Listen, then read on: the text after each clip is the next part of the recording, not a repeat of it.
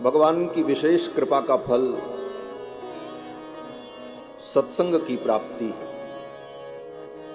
धन संपत्ति, पुत्र परिवार, इसकी प्राप्ति तो प्रारब्ध से हो जाती है। प्रारब्ध में जितना लिखा है वो अपने आप मिल जाता है, उसके लिए प्रयास नहीं करना पड़ता। श्रीमद् भागवत के 7वें स्कंद में श्री प्रहलाद जी ने असुर बालकों को जब उपदेश किया है तो प्रहलाद जी ने यही कहा है, यथा दुखम अयत्नतः। जैसे दुख प्राप्त करने के लिए किसी को यत्न नहीं करना पड़ता।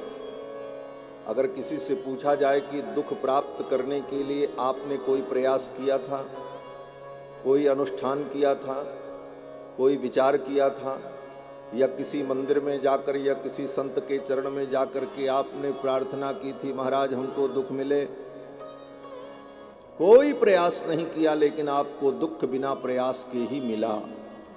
यथा दुखम अयत्नतः।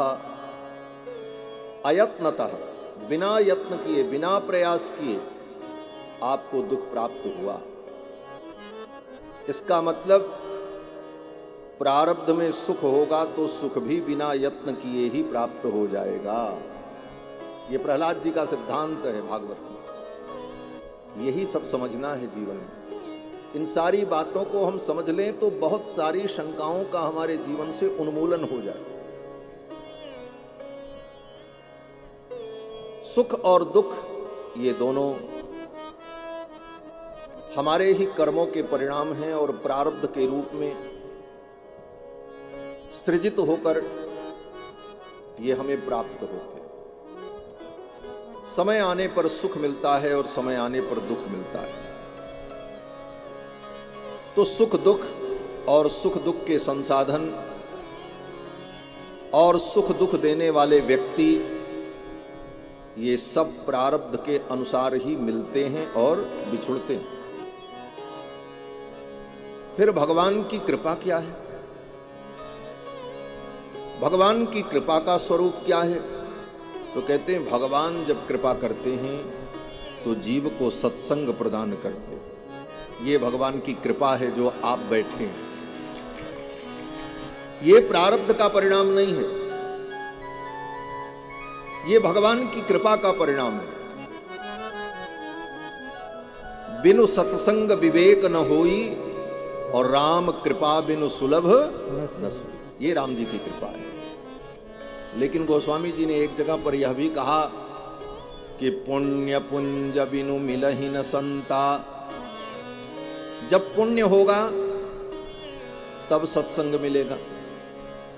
और एक जगह पर गोस्वामी जी ने कहा, राम कृपा बिनु सुलभ न सोई।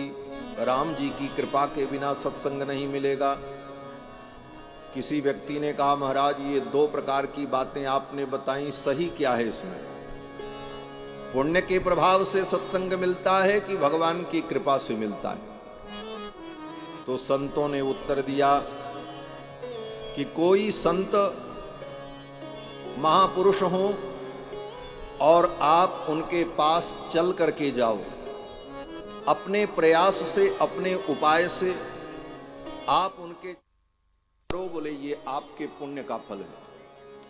और कोई संत स्वयं चलकर आप तक आ जाएं और आपको सत्संग प्रदान कर दें, ये भगवान की कृपा का फल है। पुण्य पुंज बिनु मिलहि न संत। स्वयं चल करके कृपा करके आप तक आ जाएं और आपके बिना प्रयास से घर बैठे आपको सत्संग की प्राप्ति हो जाए तो समझ लो ये भगवान की महान कृपा है।